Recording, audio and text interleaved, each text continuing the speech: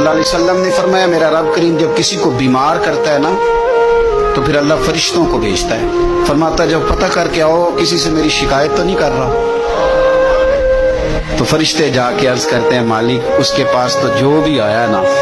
اس نے یہی کہا کہ الحمدللہ جس حال میں اللہ نے رکھا ہے میں راضی ہوں۔ اس نے تیری شکایت نہیں کی، اس نے تیری رضا پہ اس بیماری کو تیری طرف سے آزمائش سمجھ کے قبول کیا۔ میرے نبی کریم علیہ الصلوۃ والسلام فرمانے لگے، رب فرماتے فرشتوں گواہ ہو جاؤ، اگر میں اسے اس بیماری سے شفا دوں گا تو جو اس کے پاس خون ہے اس سے بہتر خون اسے عطا کروں گا، اور جو اس کے پاس گوشت ہے اس سے بہتر اسے گوشت عطا کروں گا،